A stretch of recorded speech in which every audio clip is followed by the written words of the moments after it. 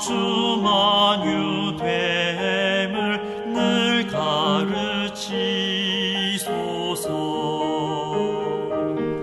주님 영매일 날 부축하여 약함 돌봐주소서. 주의 빛 나의 어둠 제하여 사망 삼키소서.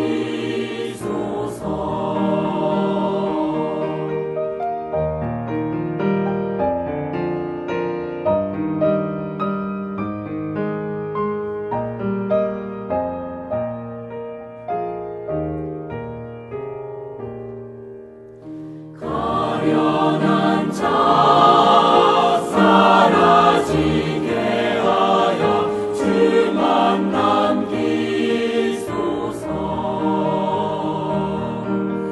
주의 인에 늘 주와 교통 나누게 하소서. 주님 영매일 날 부축하여 약함 돌봐주소서. 주의 빛 나의 어둠 제하여 사망 삼키소서.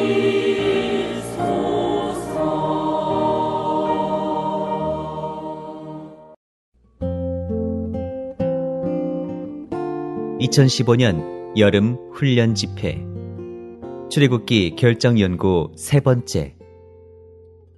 율법. 하나님을 그분의 백성에게 계시하는 하나님의 증거이자 하나님의 실질을 그분을 사랑하여 추구하는 이들 안으로 주입하는 하나님의 살아있는 말씀.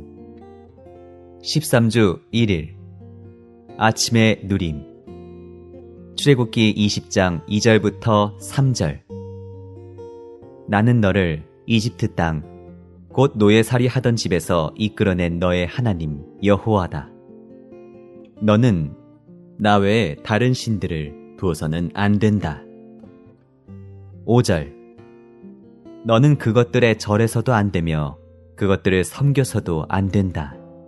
나 곧 너의 하나님 여호와는 질투하는 하나님이니. 12절. 너의 부모를 공경하여라. 그러면 너는 너의 하나님 여호와가 너에게 주는 땅에서 오래 살 것이다. 하나님은 율법을 주신 분이십니다. 율법을 주신 하나님은 결코 범행이나 범죄를 합법화하지 않으십니다. 하나님은 절도나 간음을 합법화하지 않으십니다. 왜냐하면 그분은 그러한 종류의 하나님이 아니시기 때문입니다. 법은 항상 그 법을 제정한 사람이 어떤 종류의 사람인지를 드러내줍니다. 하나님은 십계명, 곧 10개의 율법을 10조목의 말씀으로 여기십니다. 10조목의 말씀이라는 표현은 율법이 하나님 자신에 대한 계시임을 더욱더 알려주는데, 왜냐하면 어떤 사람이 한 말은 그 사람을 드러내기 때문입니다. 오늘의 읽을 말씀. 십계명은 5계명씩 2조로 나누어집니다. 첫 번째 조에 있는 각 계명에는 너의 하나님 여호와라는 신성한 칭호가 사용됩니다. 그러나 두 번째 조에 있는 5계명에는 여호와의 이름이 한 번도 언급되지 않습니다. 그러므로 주님의 이름의 사용 여부가 십계명의 배열을 고려하는 데 있어서 결정적인 요인입니다. 십계명은 먼저 하나님께서 질투하시는 분, 심지어 미워하시는 분이신 것을 계시합니다. 질투는 미움을 낳습니다. 성경은 하나님께서 사랑이실 뿐 아니라 질투하는 분이시라고 말합니다. 고린도후서 11장 2절에서 바울은 하나님의 질투에 대해 말합니다.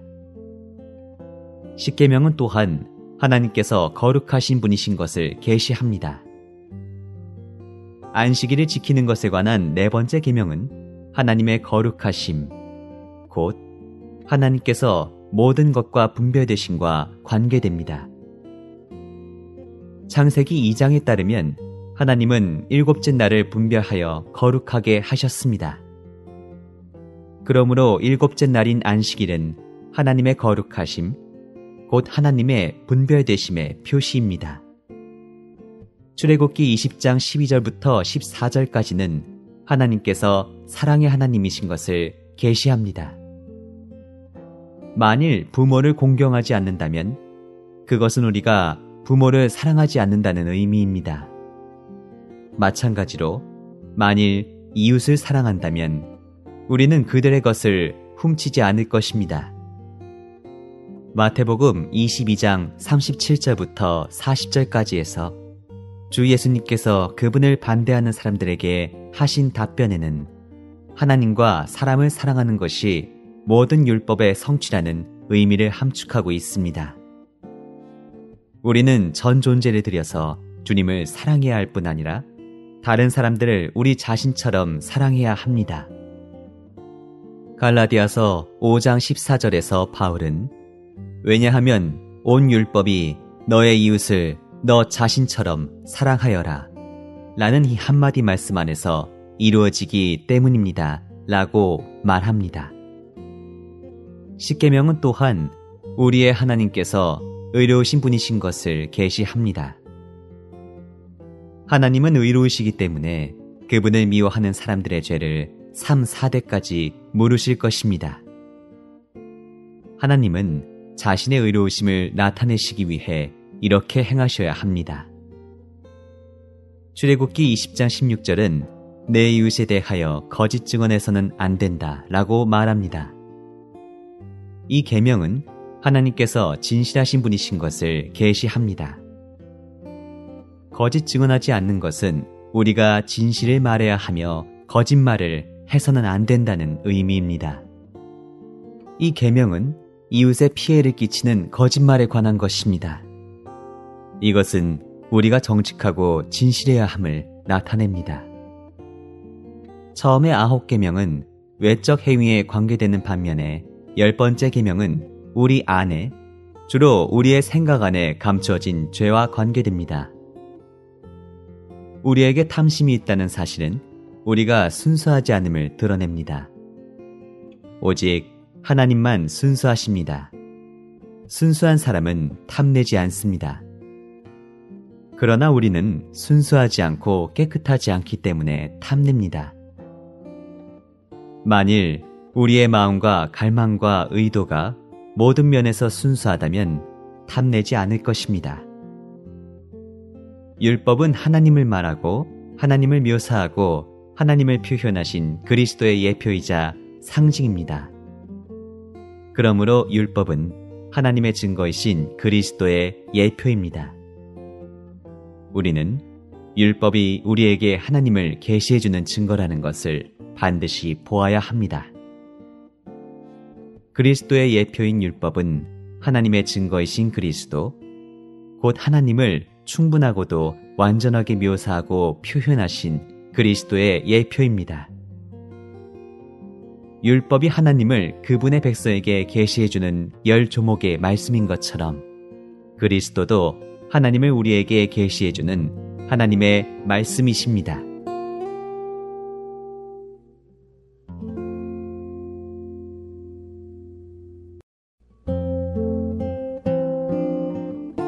(2015년) 여름 훈련 집회 출애굽기 결정연구 세 번째 율법 하나님을 그분의 백성에게 계시하는 하나님의 증거이자 하나님의 실질을 그분을 사랑하여 추구하는 이들 안으로 주입하는 하나님의 살아있는 말씀 13주 2일 아침의 누림 갈라디아서 2장 20절 나는 그리스도와 함께 십자가에 못 박혔습니다.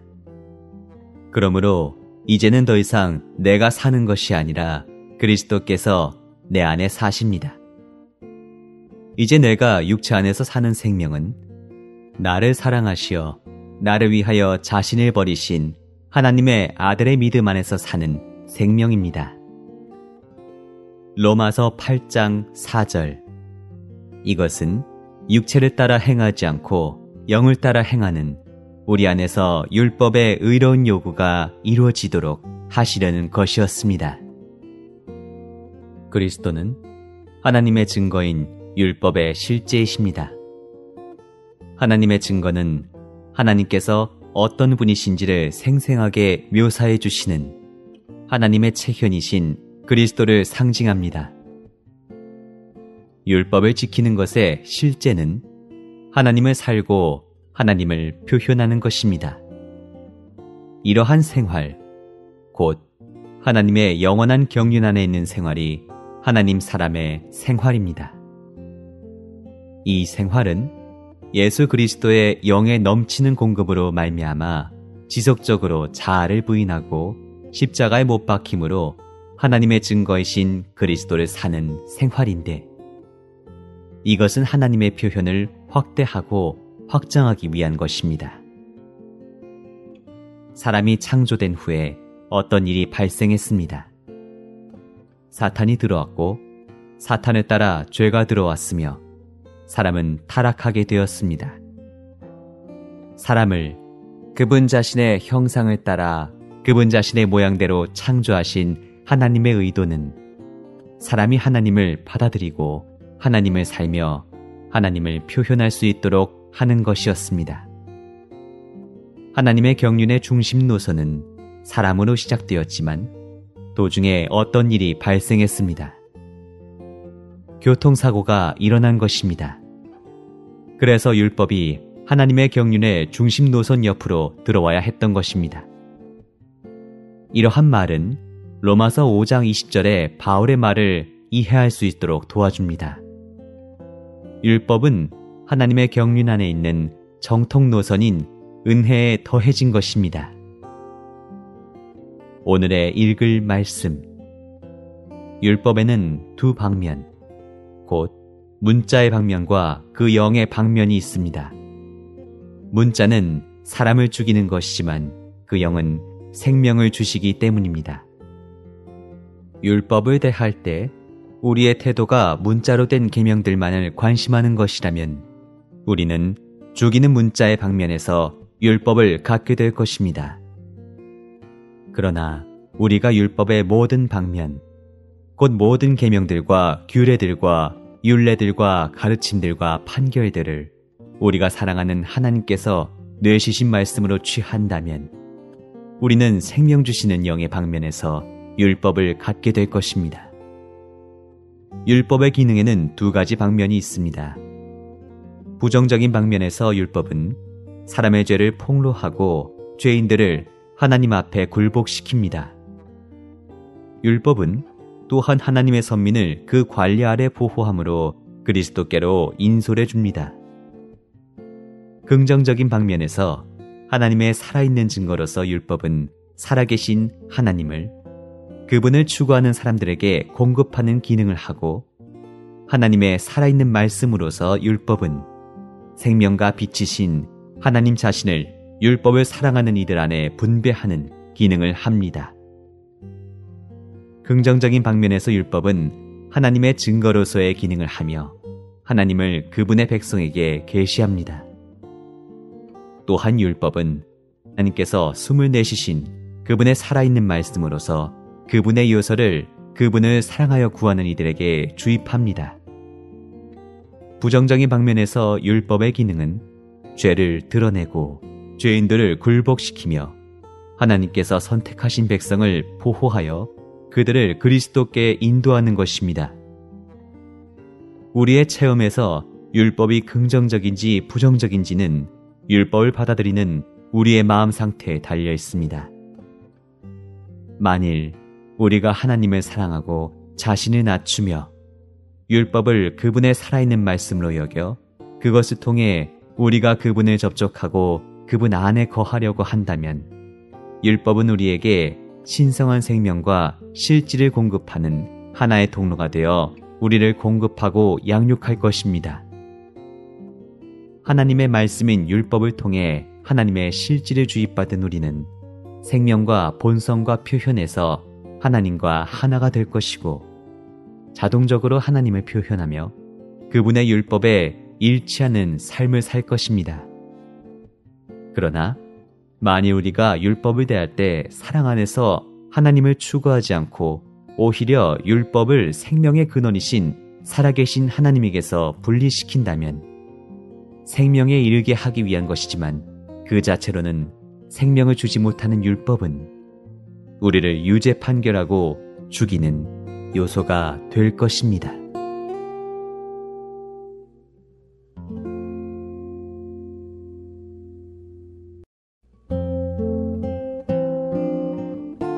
(2015년) 여름 훈련 집회 출애굽기 결정 연구 세 번째 율법 하나님을 그분의 백성에게 계시하는 하나님의 증거이자 하나님의 실질을 그분을 사랑하여 추구하는 이들 안으로 주입하는 하나님의 살아있는 말씀 13주 3일 아침의 누림 로마서 7장 14절 우리는 율법이 영적인 것인 줄 압니다.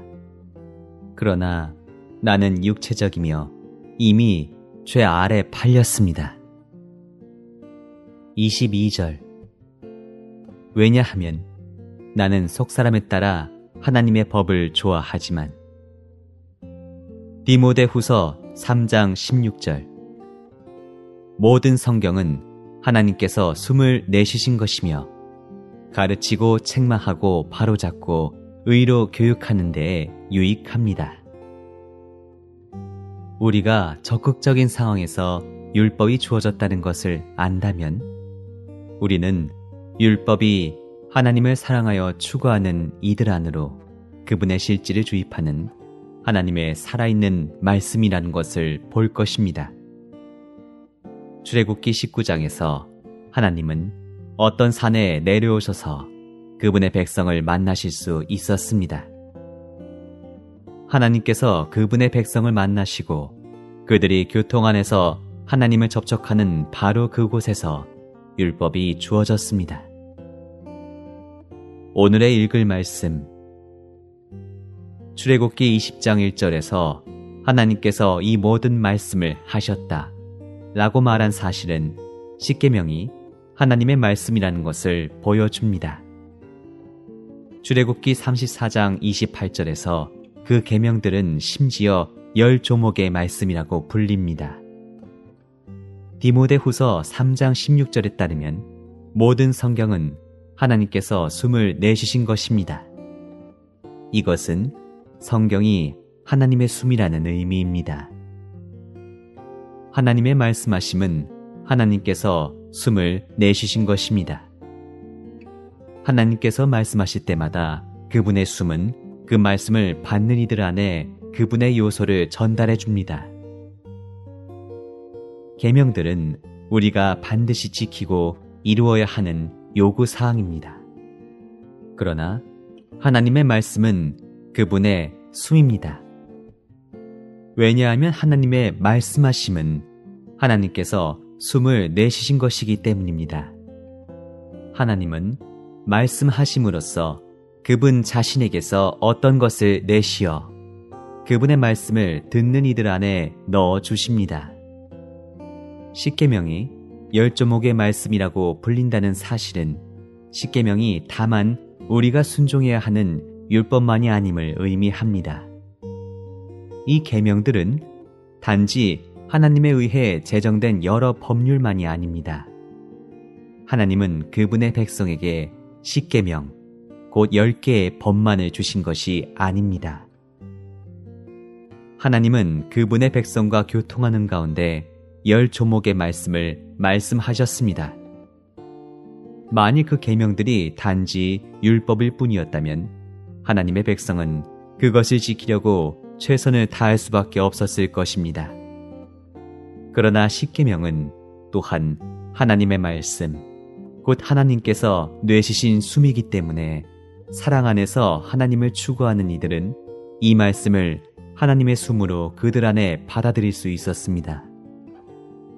나는 여러분에게 모세가 산에서 하나님과 교제하며 40일을 보낸 체험을 이런 비단에서 상고해 보기를 요청합니다. 산에서 내려올 때 모세는 2개의 돌판에 새겨진 10계명 이상의 어떤 것을 소유했습니다. 그는 하나님의 요소를 철저히 주입받은 사람이었습니다. 산에서 하나님과 교제하는 동안에 모세는 하나님의 실질이 자신 안에 주입되는 신성한 주입을 체험했습니다. 그러나 하나님께서 모세에게 10계명을 주신 것과 모세가 이스라엘 자손이 우상을 숭배하는 것을 보고 돌판을 던져 깨뜨렸다고 말하는 그리스도인들은 이 문제를 올바르게 보지 못합니다. 성경은 모세가 2 돌판을 받았을 뿐 아니라 하나님의 요소를 주입받음으로써 그의 얼굴이 빛났다고 말합니다. 모세가 돌판은 던져 깨뜨릴 수 있었지만 산에서 하나님과 교통하는 동안 주입받은 것은 제거할 수 없었습니다. 원칙적으로 이것은 주님에 대한 우리의 체험에 있어서도 사실입니다. 비록 우리가 율법을 지킬 수는 없을지라도 그분과 교제하며 하나님의 말씀을 들을 때 우리 안에 주입된 것을 제거할 수 없습니다. 요한복음 14장 21절은 나의 계명들을 받아서 지키는 사람은 나를 사랑하는 사람입니다. 라고 말하며 23절은 누구든지 나를 사랑하면 나의 말을 지킬 것입니다. 라고 말합니다. 생명의 원칙에 관한 한 구약과 신약은 동일합니다. 비록 우리 스스로 구약에 있는 하나님의 계명이나 신약에 있는 주님의 계명을 지킬 수 없을지라도 우리는 주님을 주입받기 위해 그분 안에 거할 수 있으며 그분께서 우리 안에 거하심을 체험할 수 있습니다.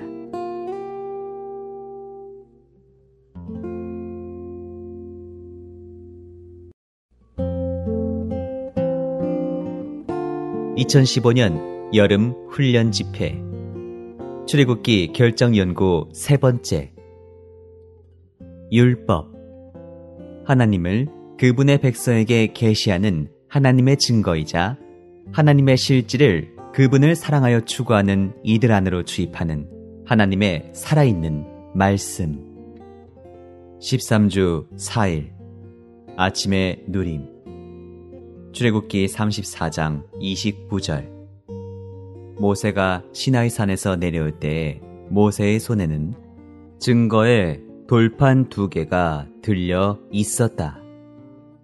여호와께서 모세와 말씀을 나누셨으므로 모세의 얼굴 피부가 빛났으나 모세는 그것을 알지 못하였다. 35절 이스라엘 자손이 모세의 얼굴 곧 모세의 얼굴 피부가 빛나는 것을 보았다. 그 후에 모세는 그분과 말씀을 나누기 위해 들어갈 때까지 다시 자기 얼굴을 너울로 가렸다. 모세는 하나님으로부터 놀라운 옮겨부음을 받았기 때문에 하나님 안에 거할 수 있었고 하나님께서도 그 안에 거하실 수 있었습니다.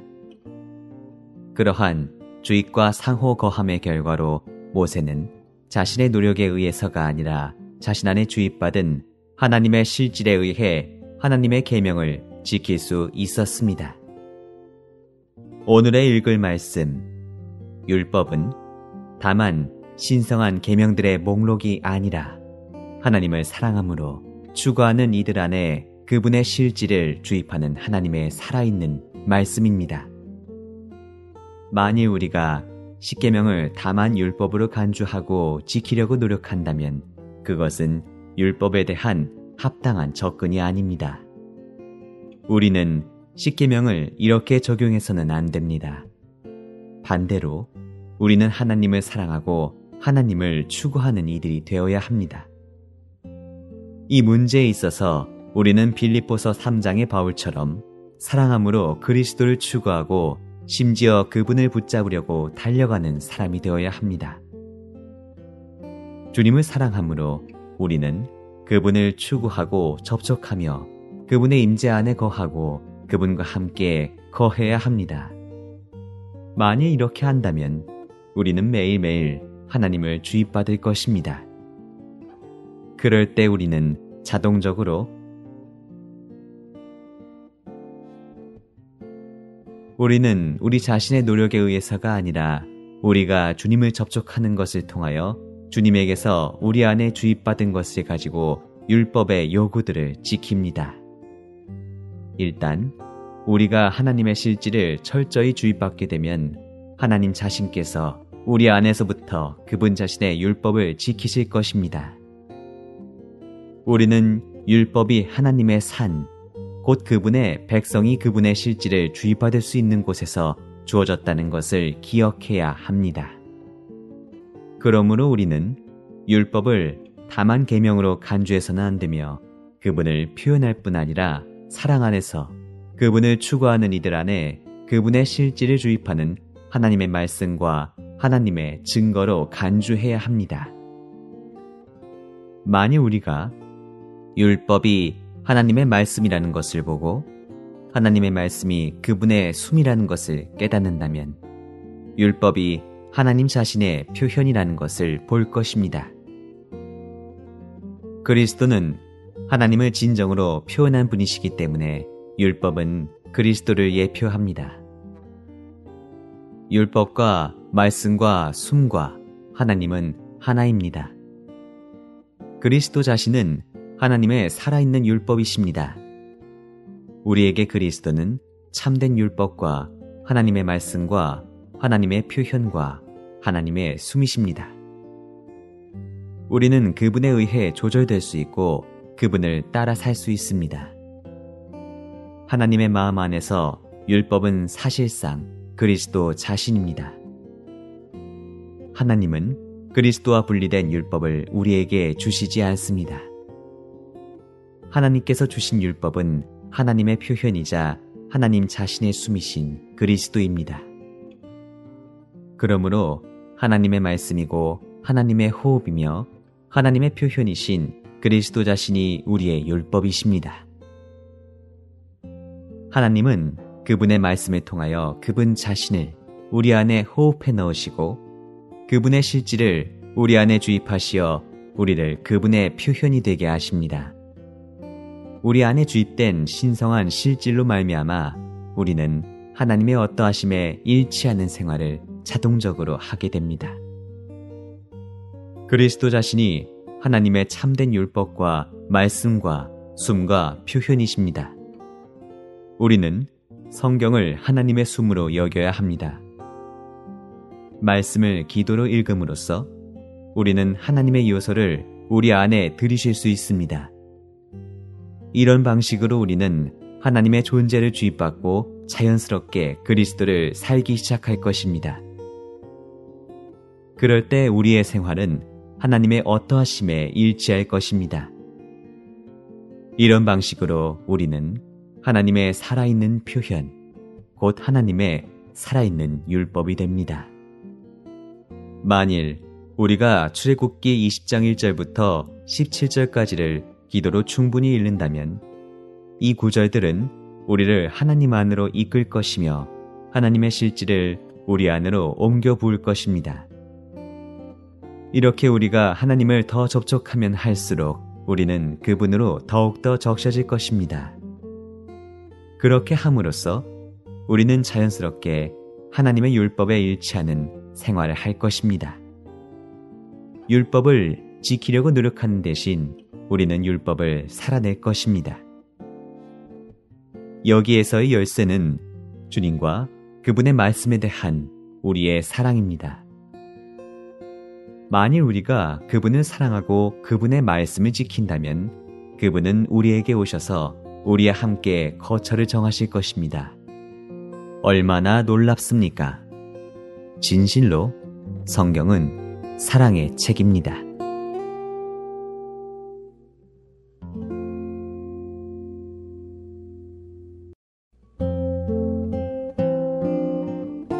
(2015년) 여름 훈련 집회 출애굽기 결정연구 세 번째 율법 하나님을 그분의 백성에게 계시하는 하나님의 증거이자 하나님의 실질을 그분을 사랑하여 추구하는 이들 안으로 주입하는 하나님의 살아있는 말씀.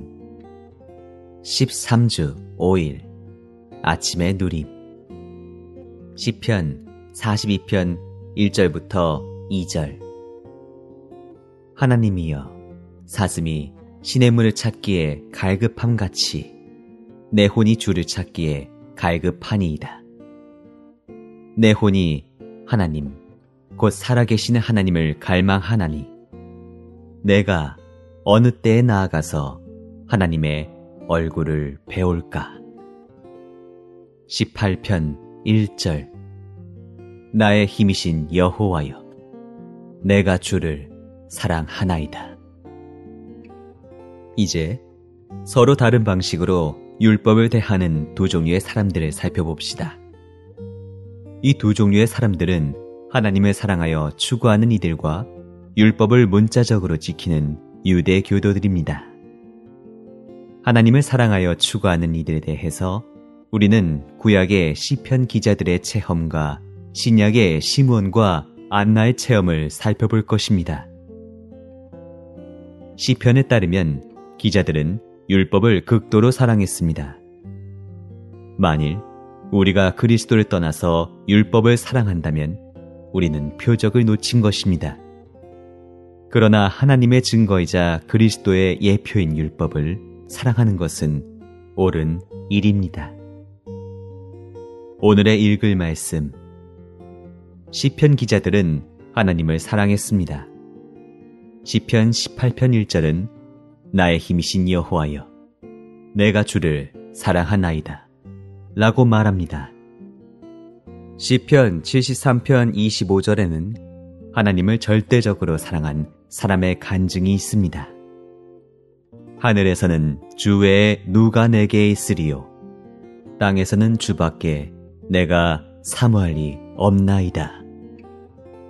이 시편의 저자는 하늘이나 땅에서 하나님 외에 그 누구도 자신에게 있지 않을 정도로 하나님을 사랑했습니다.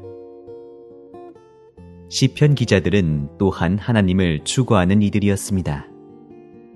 시편 42편의 저자는 하나님을 향해 목말랐고 사슴이 시냇물을 찾듯이 하나님을 추구했습니다. 시편 27편 4절에서 우리는 하나님과 함께 거하고자 하는 시편 기자의 갈망을 봅니다. 내가 여호와께 바라는 한 가지 일, 그것을 구하리니 곧 내가 내 평생에 여호와의 집에 살면서 여호와의 아름다움을 바라보며 그의 성전에서 사모하는 그것이라. 시편 기자는 그의 생전에 하나님의 집에 거하기를 사모했습니다. 비슷한 갈망이 시편 84편 1절부터 7절까지에도 나타납니다. 이 구절들을 읽는 사람들은 모두 하나님과 함께 거하는 것의 달콤함에 대해 깊은 인상을 받습니다.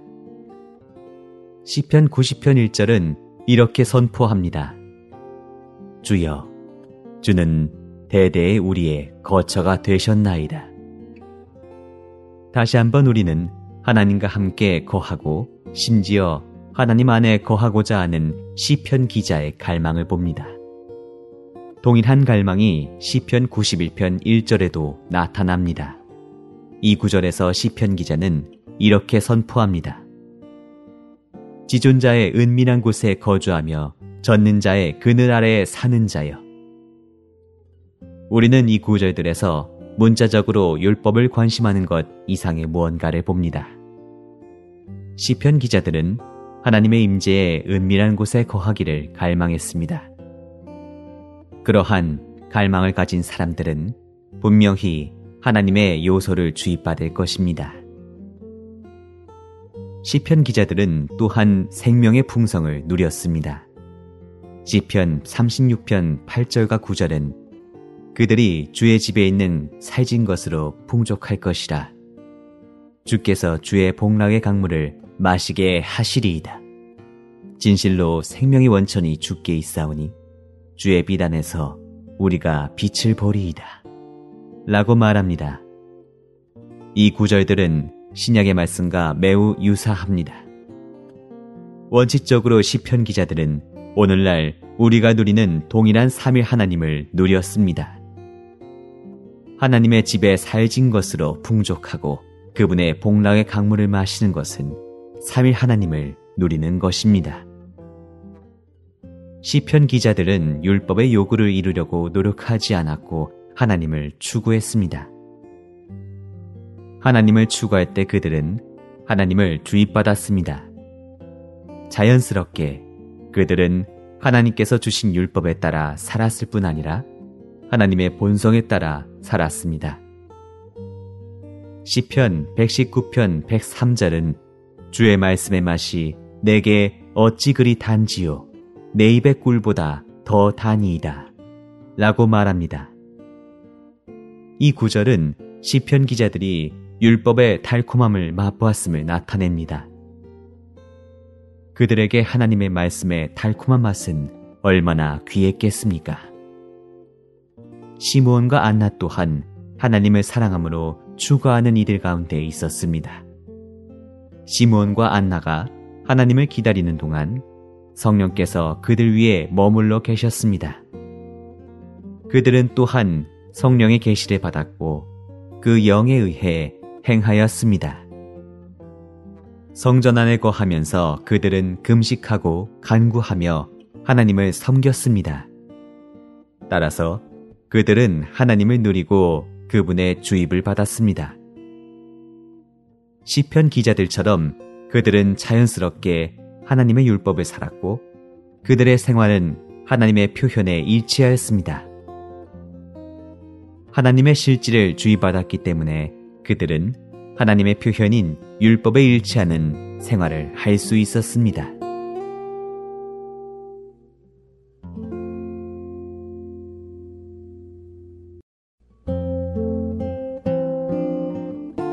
(2015년) 여름 훈련 집회 출애굽기 결정 연구 세 번째 율법 하나님을 그분의 백성에게 계시하는 하나님의 증거이자 하나님의 실질을 그분을 사랑하여 추구하는 이들 안으로 주입하는 하나님의 살아있는 말씀 13주 6일 아침의 누림 마태복음 15장 8절 이 백성이 입술로는 나를 공경하지만 마음은 나에게서 멀리 떠나 있다. 고린도후서 3장 18절 그러나 우리 모두는 너울을 벗은 얼굴로 거울처럼 주님의 영광을 바라보고 반사함으로써 그분과 동일한 형상으로 변화되어 영광에서 영광에 이릅니다. 이것은 주 영에게서 비롯됩니다. 율법이 시편 기자들의 손에 있을 때 이 율법은 사랑스러웠습니다. 그러나 유대교도들의 손에 있을 때 율법은 부정적인 것이 되었습니다. 마태복음 15장 8절에 따르면 유대교도들에게는 하나님을 위하는 마음이 없었습니다. 갈라디아서 6장 12절과 13절에 의하면 그들은 문자적인 율법에 대해 율법적이고 독단적이었습니다. 하나님을 사랑하고 그분을 위한 마음이 있는 시편 기자들과 그들은 얼마나 다릅니까? 시편 기자들은 하나님을 체험하는 생활을 하고 하나님에 대한 풍성한 체험이 있었기 때문에 유대교도들처럼 율법적이거나 독단적이지 않았습니다. 구원받기 전에 다소의 사울은 율법에 열성적이었습니다. 유대교도였던 그는 심지어 하나님을 모독하고 사람을 박해하였습니다. 사울이 유대교도였을 때는 하나님을 진정으로 사랑하지 않았습니다. 오히려 그는 종교적인 전통에 따라 율법에 열성적이었습니다. 이런 까닭으로 사울은 그리스도께 돌이켰을 때 율법을 거절했습니다. 그러므로 바울은 유대교도들에 의해 잘못 사용된 율법을 경시했습니다. 오늘의 읽을 말씀 하나님을 사랑하여 추구하는 이들의 상황과 율법을 문자적으로 지키는 이들의 상황을 비교할 때 우리는 구약과 신약 모두에서 이 문제의 원칙이 동일하다는 것을 봅니다. 만일 우리가 주님을 사랑하고 전심으로 그분을 추구하고 그분과 함께 거하고 그분의 풍성을 누린다면 그분의 실질이 우리 안으로 주입될 것입니다. 자연스럽게 그분 자신이 우리의 생활이 되실 것입니다. 그러므로 우리에게서 살아 나타나는 것은 하나님의 표현이 될 것입니다. 이런 생활은 하나님의 율법에 일치합니다. 그 결과 우리는 하나님의 참된 경배자들이 됩니다. 하나님의 참된 경배자는 하나님의 어떠하심에 따라 존재하고 하나님의 어떠하심에 일치하며 하나님의 어떠하심을 반사하는 사람입니다. 사람이 율법을 지켜서는 하나님의 참된 경배자가 될 수 없습니다. 참된 경배자는 하나님을 주입받고 하나님을 살아 나타냄으로써 하나님의 어떠하심에 따라 존재하고 그분의 어떠하심에 일치하는 사람입니다. 그런 사람의 생활은 하나님의 생활에 일치하며 그분의 어떠하심을 반사합니다. 이것이 예수님의 살아있는 증거입니다. 시편 기자들은 하나님과 함께 율법을 추구했고 반면에 유대교도들은 하나님과 완전히 분리되어 율법을 추구했습니다. 이 상황은 오늘날 여러 그리스도인들이 성경을 사용하는 방식에서도 동일합니다. 만일 우리가 오늘날의 시편 기자들이라면 우리는 주님과 그분의 말씀에 대한 사랑으로 인해 하나님의 말씀인 성경을 추구할 것입니다. 그러나 성경 연구가들은 주님을 위한 참된 마음이 없이 성경을 읽을 수 있습니다. 그들의 의도는 조직 신학을 형성하기 위한 지식을 얻는 것일지 모릅니다. 따라서 성경 연구가들이 오늘날의 유대교도들이 될 수도 있습니다. 주 예수님께서 이 땅에 계실 때 유대교도들은 적극적인 마음으로 그분을 만나려고 하지 않았습니다. 그들은 성경을 알기를 원했지만 그리스도를 떠나서 성경 지식을 추구하고 있었습니다. 그리스도를 떠나서 성경을 읽을 가능성은 얼마든지 있습니다. 그러나 우리가 말씀을 기도로 읽는다면 우리는 말씀을 읽을 때 주님을 접촉하게 될 것입니다. 결론적으로 말해서 하나님의 말씀인 율법은 하나님의 숨인데 이것은 우리가 하나님을 들으시기 위한 것입니다. 이럴 때 우리는 생명의 능력을 얻어 하나님의 본성과 표현에 일치하는 율법을 살아 나타낼 수 있습니다. 산에서 40일을 보내면서 하나님을 주입받은 후에 모세는 하나님의 빛으로 빛나고 있었습니다. 하나님께서 모세에게 어떤 것을 하라고 요구하지 않으셨음을 주의하십시오. 오히려 하나님은 모세가 하나님 자신으로 빛나기 시작할 때까지 그분 자신을 모세 안으로 옮겨 부으셨습니다. 이 때문에 모세가 산에서 내려왔을 때 그의 얼굴이 빛나고 있었습니다. 이 땅에서 최고의 직업은 하나님을 비추어낼 수 있도록 하나님을 주입받는 데 시간을 보내는 것입니다. 이것은 하나님을 위해 어떤 일을 하는 것보다 훨씬 더 위대한 것입니다.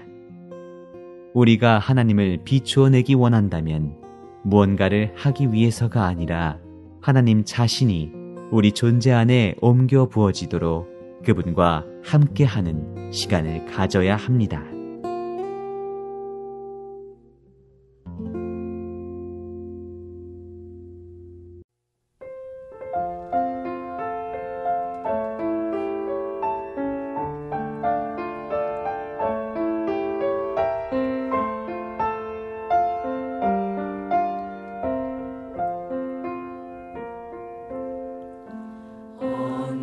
언제든지 주께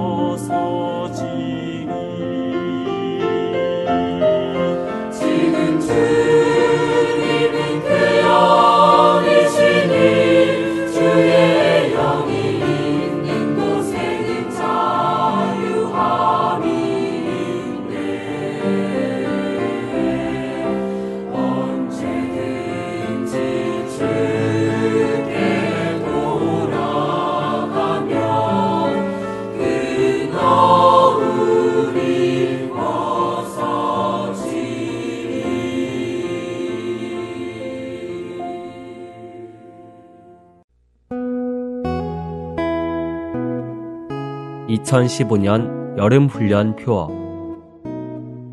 새 언약의 피인 그리스도의 피는 하나님의 백성을 하나님 자신과 새 언약에 속한 더 좋은 것들 안으로 인도한다. 이 새 언약 안에서 하나님은 그분의 백성에게 새 마음과 새 영과 그분의 영과 내적인 생명의 법, 그리고 하나님을 아는 능력을 주신다. 궁극적으로 새 언약의 피는 하나님의 백성이 하나님을 섬길 수 있게 해주며 하나님의 백성을 현재뿐만 아니라 또한 영원토록 그들의 몫이 되시는 하나님을 충만하게 누리는 대로 이끈다. 투명하고 맑은 하늘에 계신 하나님에 대한 이상 아래서 우리는 이 땅에서 사람과 함께하는 거처를 갖고자 하시는 하나님의 마음의 갈망에 대한 하늘에 속한 이상을 받을 수 있다.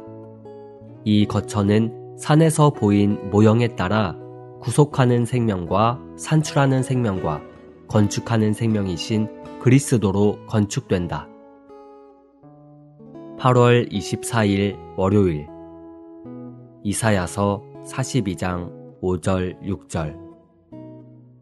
하늘을 창조하여 펴시고 땅과 그 소산을 내시며 땅 위의 백성에게 호흡을 주시며 땅에 행하는 자에게 영을 주시는 하나님 여호와께서 이같이 말씀하시되, 나 여호와가 의로 너를 불렀은즉 내가 내 손을 잡아 너를 보호하며 너를 세워 백성의 언약과 이방의 빛이 되게 하리니.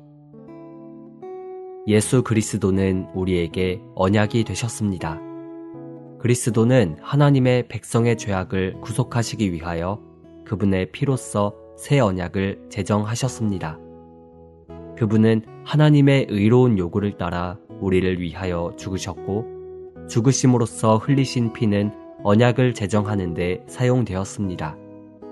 심지어 주님 자신께서 그분의 상에 있는 잔이 그분의 피로 세운 새 언약의 상징이라고 말씀하셨습니다. 그분은 우리를 구속하여 하나님께로 되돌리셨고 하나님의 모든 것을 상속할 수 있는 자격을 우리에게 주셨습니다. 이것이 새 언약입니다. 사실상 새 언약은 그리스도 자신입니다. 하나님께서 우리에게 유언으로서 성경을 주셨을 때 이것은 하나님께서 우리에게 그리스도를 주신 것을 의미합니다. 그리스도는 새 유언의 실제로서 중심과 전부가 되십니다. 그리스도가 우리에게 주어졌다는 것은 그분이 언약이시라는 것을 의미합니다. 우리는 우리의 생각 속에 새 유언의 항목들을 가지고 있을 뿐 아니라 우리 영 안에 이 언약의 실제이신 그리스도를 가지고 있습니다. 우리의 영 안에 계시는 그리스도는 새 유언의 실제이시며 따라서 그리스도 자신이 언약이십니다. 신격의 풍성의 체현이시며 십자가에 못 박히시고 부활하신 그리스도는 그분의 백성에게 하나님의 언약이 되셨습니다. 그분은 우리에게 주어지신 하나님의 언약이시며 하나님의 온 존재와 하나님께서 우리에게 주신 모든 것의 실제이십니다. 이사야는 42장 6절과 49장 8절에서 두 차례 하나님께서 우리에게 언약이신 그리스도를 주셨다고 말합니다. 이것은 하나님의 구원, 하나님의 축복, 하나님의 모든 풍성이 우리에게 언약으로 주어졌고 이 언약이 바로 그리스도라는 것을 뜻합니다. 나의 집문서가 나의 집과 동등하듯이 그리스도는 하나님의 구원과 축복과 은혜와 실제와 풍성 등 이 모든 것과 동등하십니다. 이 모든 것이 우리에게 언약으로 주어졌습니다. 우리의 언약은 그리스도입니다. 하나님의 구원, 하나님의 의, 하나님의 의롭다 하심, 하나님의 용서하심, 하나님의 구속, 하나님의 풍성, 그리고 하나님의 모든 소유와 하나님께서 이루실 모든 것들이 우리에게 언약으로 주어졌습니다. 헬라어에서 언약이라는 말은 또한 유증을 의미합니다. 우리는 수백 가지의 유산으로 가득한 유언장을 갖고 있습니다. 나의 하늘의 아버지는 이 모든 유산을 나에게 주셨고 이것들은 나에게 유언으로 언약되었습니다. 이것은 신약입니다. 우리는 손 안에 신약 성경을 가지고 있지만 이것은 실제가 아닙니다. 신약 안에 수백 가지 유산들의 실제는 그리스도입니다. 그리스도가 없이는 성경이 공허합니다. 왜냐하면 참된 유증, 참된 유언은 그리스도이기 때문입니다. 그리스도는 우리에게 소유권 증서이시며 이 소유권 증서는 모든 것을 포함하시고 생명을 주시며 내주하시고 완결되신 영으로서 우리 영 안에 있습니다. 그리스도는 그분의 죽음을 통하여 그분의 부활 안에서 하나님의 완전한 구원의 토대가 되는 하나님의 의에 따라 새 언약, 곧 새 유언이 되십니다.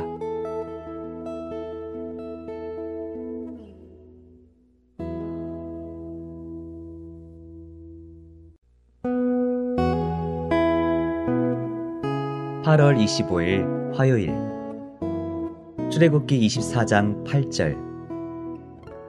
그러자 모세는 그 피를 가져다 백성에게 뿌리며 말하였다. 이것은 여호와께서 이 모든 말씀에 따라 여러분과 맺으신 언약의 피입니다. 누가복음 22장 20절. 저녁을 드신 후에 같은 방식으로 잔을 가지시고 말씀하셨다. 이 잔은 여러분을 위하여 쏟는 나의 피로 세우는 새 언약입니다. 많은 그리스도인들이 출애굽기 24장 8절에 나타난 언약의 피라는 용어가 생소할 수도 있습니다. 이 표현은 마태복음 26장 28절에서도 주 예수님께서 사용하셨습니다. 심지어 언약의 피라는 용어에 익숙한 사람들도 그 진정한 의미를 모를 수 있습니다. 이것은 하나님의 마음에서 나온 것입니다. 출애굽기 24장 8절에서 왜 모세가 언약의 피를 말했습니까? 주 예수님은 배반당하시던 밤에 왜 이것은 죄들이 용서받을 수 있도록 많은 사람을 위하여 쏟는 나의 피, 곧 언약의 피입니다. 라고 말씀하셨습니까? 여기서 주님의 말씀은 적어도 출애굽기 24장 8절을 참고한 것처럼 보입니다. 누가복음 22장 20절은 새 언약을 말합니다. 이것은 출애굽기 24장 8절에는 옛 언약의 피가 있고 마태복음 26장 28절과 누가복음 22장 20절에는 새 언약의 피가 있다는 것을 가리킵니다.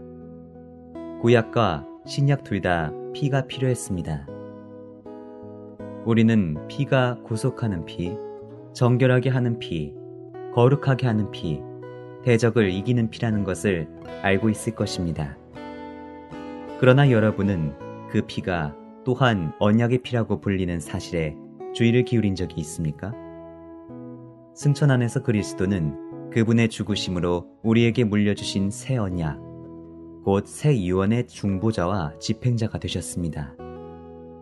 그리스도는 또한 새 언약 안에 모든 것이 이루어질 것이라는 보증, 곧 서약이십니다. 그리스도는 여호와에 의해 백성, 곧 이스라엘을 위한 언약으로 부름받으셨습니다. 언약은 하나님과 그분의 백성 사이의 법적인 계약입니다. 그리스도의 죽음을 통하여 언약은 유언이 되었습니다. 그리스도는 그분의 구속하는 죽음을 통하여 하나님의 의에 따라 그분의 피로 새 언약을 제정하셨습니다. 부활 안에서 그리스도는 새 유언의 모든 유산들의 실제가 되셨고 하나님의 의에 따라 새 유언을 집행하는 중보자, 곧 집행자가 되셨습니다. 그러므로 그리스도는 새 언약, 곧 새 유언이십니다. 신격의 풍성의 체현이시자 십자가에 못 박히시고 부활하신 분이신 그리스도는 하나님께서 그분의 백성에게 주신 언약이 되셨습니다. 그분은 하나님의 온 존재와 하나님께서 우리에게 주신 모든 것의 실제이십니다. 하나님의 구원, 하나님의 의, 하나님의 의롭다 하심, 하나님의 용서, 하나님의 구속, 하나님의 풍성, 그리고 하나님께서 가지신 모든 것과 앞으로 하실 모든 것이 우리에게 언약으로 주어졌습니다.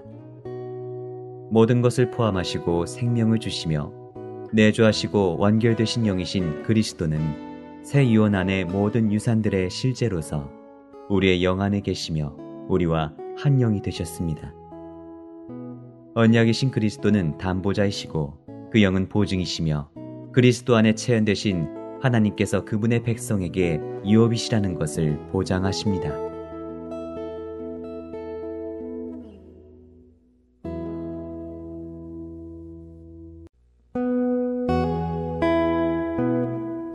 (8월 26일) 수요일 출애굽기 23장 14절 15절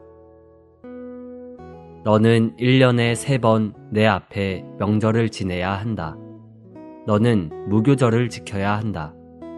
내가 너에게 명령한 대로 아빕월에 정해진 때에 7일 동안 무교병을 먹어야 한다. 이것은 그 달에 내가 이집트에서 나왔기 때문이다. 아무도 내 앞에 빈손으로 나와서는 안 된다. 출애굽기 23장 14절은 너는 1년에 3번 내 앞에 명절을 지내야 한다 라고 말합니다. 해마다 있는 이 3개의 명절은 무교절과 수학절과 수장절입니다. 하나님 앞에서 1년에 3차례 명절을 지키는 것은 그리스도 안에서 3일 하나님을 충만하게 누리는 것을 예표합니다. 무교절을 지키는 것은 죄 없는 생명 공급이신 그리스도를 누리는 것을 예표합니다.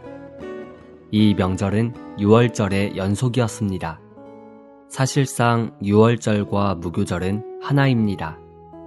고린도전서 5장 7절과 8절에서 우리는 무교절이 그리스도를 가리킨다는 것을 분명히 봅니다. 우리는 죽음과 부활 안에 계신 그리스도뿐만 아니라 죄 없으신 그리스도를 영접했습니다.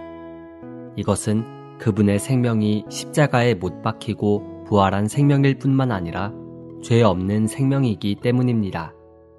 그러므로 우리는 어린 양의 고기와 함께 무교병도 먹어야 합니다. 이것은 우리가 그리스도를 영접하여 구원을 받고 생명 안에서 새로운 시작을 가졌을 때부터 누룩 없는 생명, 즉 죄 없는 생명을 살기 시작했다는 것을 의미합니다. 출애굽기 13장 7절은 이스라엘 자손에게서 누룩을 볼 수 없어야 한다는 것을 말합니다.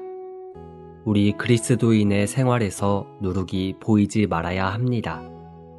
우리가 누룩이 전혀 없는 것은 불가능하지만 누룩이 보이지 않게 하는 것은 가능합니다. 우리에게서 죄가 없어지는 것은 불가능할지라도 나타난 죄, 즉 보이는 죄는 어떤 것이든 반드시 처리해야 합니다. 이것은 우리가 의식하는 죄를 처리해야 할 책임이 우리에게 있다는 것을 의미합니다.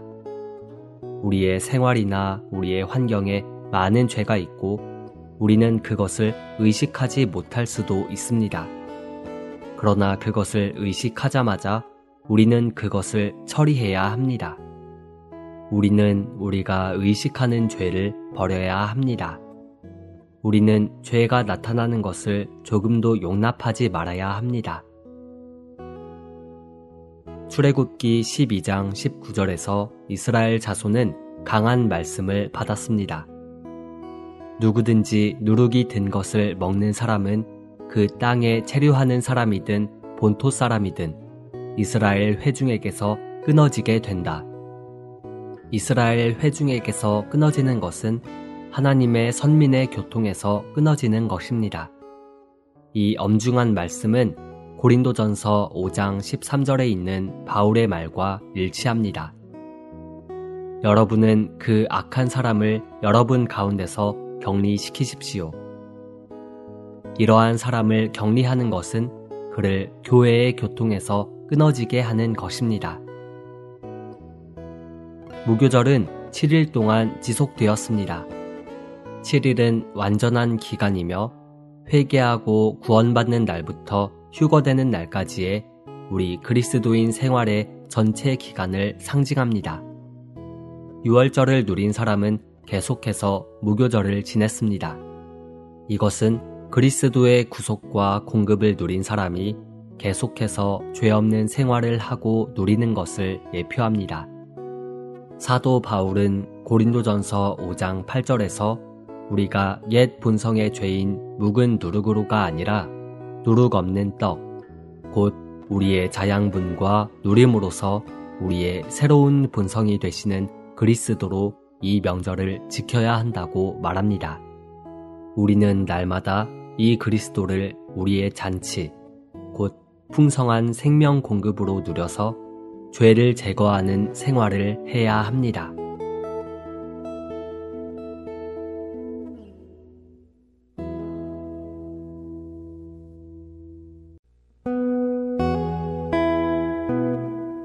(8월 27일) 목요일 요한계시록 14장 7절 큰 음성으로 말하였습니다.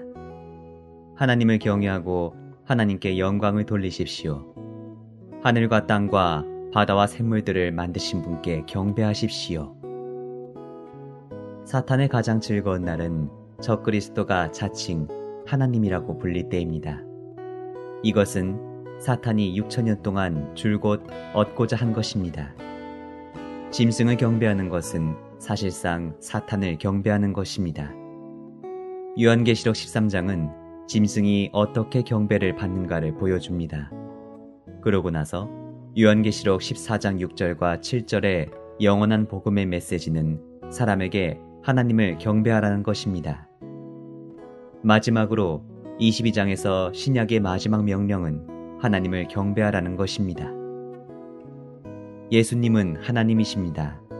하나님은 사람이 예수님이 하나님이시라는 것을 선포하기를 원하십니다. 주님께서 가르쳐 주신 기도는 십계명과 관계에 있습니다.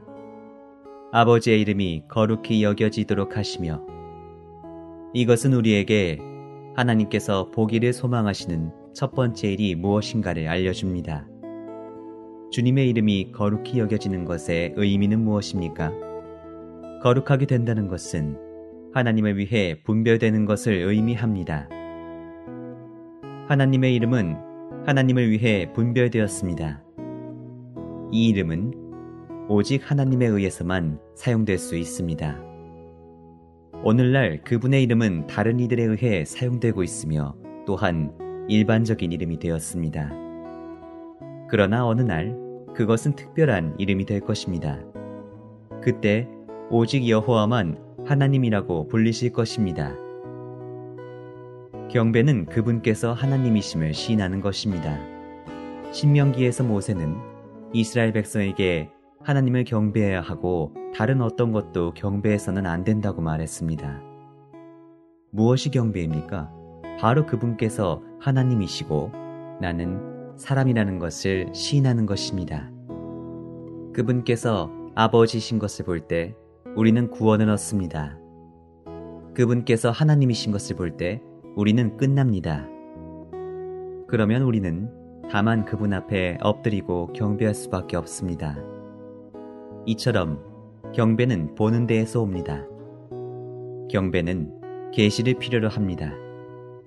우리가 하나님을 알 때 우리의 마음은 영광으로 가득하게 됩니다.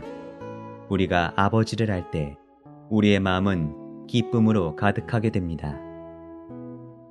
6천년 동안 마귀는 계속 경배를 받으려고 했습니다.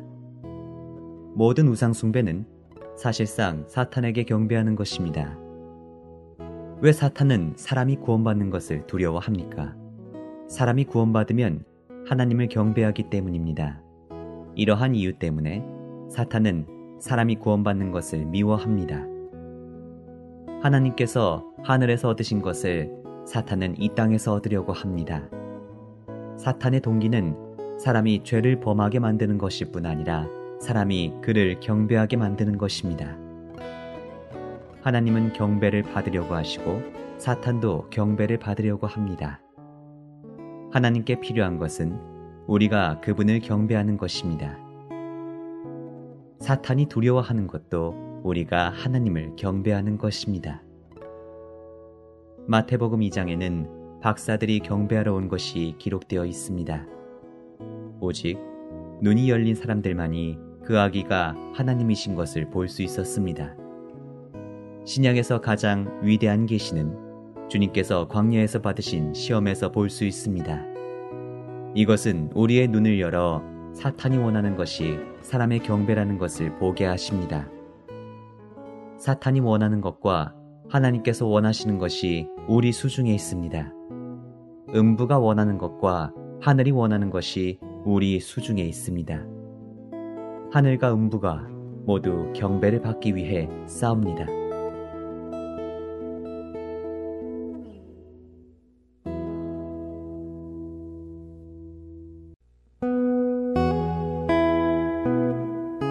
(8월 28일) 금요일 출애굽기 3장 2절 여호와의 천사께서 가시나무 떨기 가운데서 이는 불꽃 속에서 그에게 나타나셨다. 여호와의 천사라는 이 칭호는 주로 하나님의 아들 그리스도를 가리켜 말하는 것인데, 이분은 고난당하는 상황에 처한 하나님의 백성을 구원하시도록 하나님께서 보내신 분이십니다. 출애굽기 3장 2절과 6절에 따르면 보내어진 분이신 여호와의 천사는 보내신 분이신 여호와 자신이셨고, 여호와는 삼일 하나님이십니다. 하나님, 곧 보내시는 분께서 모세를 부르시고 보내시기 위하여 보내어진 분으로서 그에게 나타나셨습니다. 출애굽기 14장 19절에서 하나님의 천사는 모세를 부르시던 여호와의 천사이십니다. 여호와의 천사는 그리스도, 곧 하나님께서 보내신 분이십니다. 하나님께서 보내신 분께서 이스라엘 진영 앞에 가셨다는 사실은 그리스도께서 백성을 인도하는 분이셨다는 것을 나타냅니다. 하나님의 천사께서 움직이실 때에 기둥도 움직였는데, 이것은 천사와 기둥이 하나라는 것을 보여줍니다. 그리스도와 인도하시는 영은 분리되실 수 없습니다. 그리스도께서 여호와의 천사이신 것은 하나님께서 그분의 신성한 삼일성 안에서 그분 자신을, 그분의 백성을 돌보면서 행동하시도록 임명하고 위임하셨다는 것을 의미합니다. 이스라엘이 합당한 아내로서 행동하지 않았기 때문에 이스라엘의 남편과 머리와 왕이신 여호와 자신께서 그분의 아내에게 종이 되셨습니다. 여호와는 이스라엘에게 남편이나 머리나 왕으로서 오신 것이 아니라 여호와의 보내심을 받은 여호와의 천사로서 오셨습니다. 우리는 보내심을 받은 분, 곧 여호와의 천사이신 그리스도를 소유하고 있습니다. 이분은 육체 되심, 인간 생활, 십자가에 못 박히심, 장사 되심, 부활, 승천, 영광스럽게 되심, 보좌에 앉으심의 놀라운 과정을 통하여 우리에게 오셨습니다. 출애굽기 23장 21절과 22절에서 주님은 천사에 대해 이렇게 말씀하셨습니다. 너는 그 앞에서 조심하고 그의 음성을 들어라. 내가 그의 음성을 잘 듣고 내가 말한 것을 모두 실행하면. 우리는 천사의 음성을 청종하라는 말씀을 2번 봅니다. 천사의 음성을 청종해야 하는 것은 천사의 음성이 하나님의 말씀하심이기 때문입니다. 이것은 천사, 곧 보내어지신 분이신 그리스도께서 하나님을 위해 말씀하신다는 것을 의미합니다. 오늘날 그리스도는 우리 안에서부터 살아있는 방식으로 하나님을 위해 말씀하십니다. 요한복음 10장은 주님의 음성을 듣는 것을 강하게 강조합니다. 자신을 선한 목자라고 하시면서 주 예수님은 양들은 목자의 음성을 알아들으니 라고 말씀하십니다. 아직 10대인 어린 사람이라 할지라도 그들 안에 살아계신 그분의 음성을 듣습니다. 그들이 주님의 음성을 듣기 때문에 많은 경우 그들의 부모나 어떤 다른 사람이 그들에게 무엇을 해야 할지 말해줄 필요가 없습니다. 살아계신 분이신 그리스도는 그들의 부모보다 그들에게 더 주관적이십니다. 그들의 부모는 그들과 함께 학교에 갈 수 없지만 내주하시는 그리스도는 함께 학교에 가실 뿐 아니라 그들 안에 줄곧 계십니다. 우리는 하나님께서 보내신 분이신 그리스도를 우리 안에 소유하고 있기 때문에 그분께 순종해야 합니다. 특히 그분의 음성을 청종해야 합니다.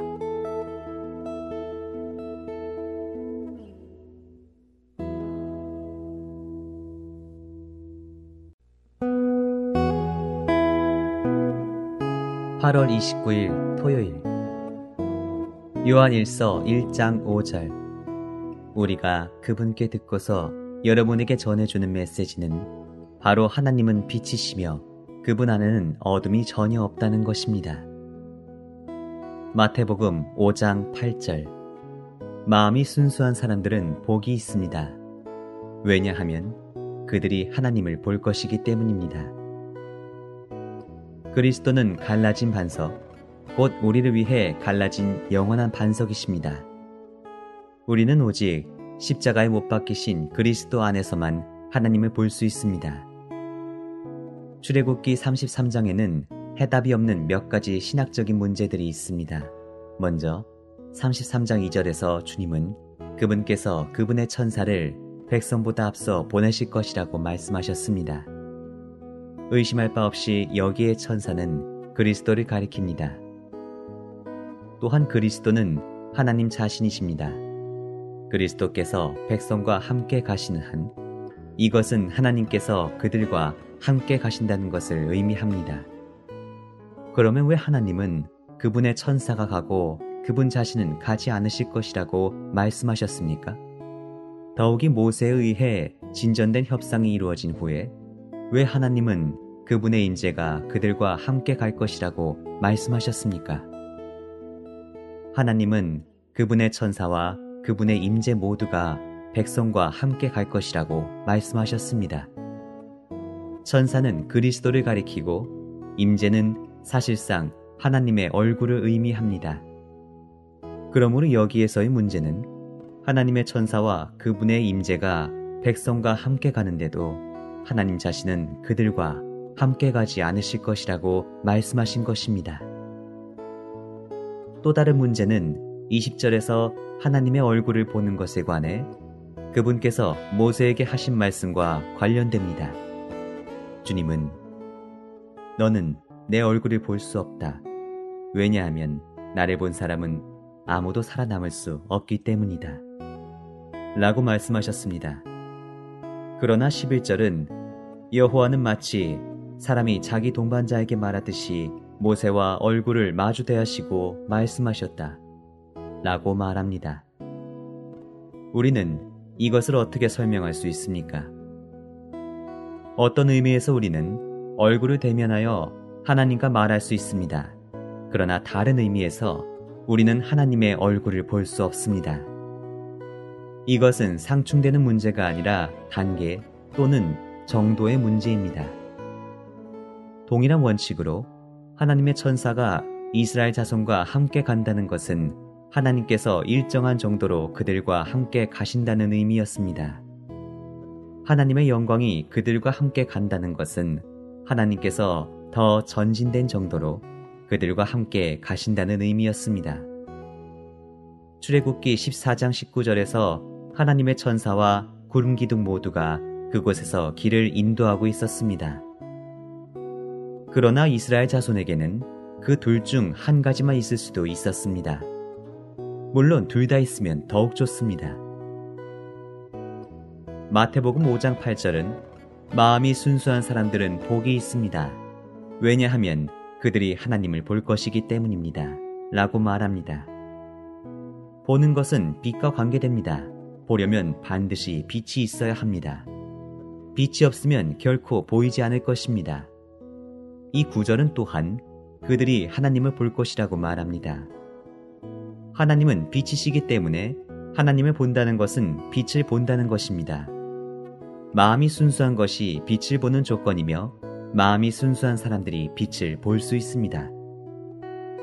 마음이 순수할 때 사람은 하나님을 보고 마음이 단일할 때 속에 빛이 있으며 마음이 죽게 돌아갈 때 너울이 제거되고 마음이 순수할 때 미끄러지지 않고 하나님을 더 알 수 있습니다.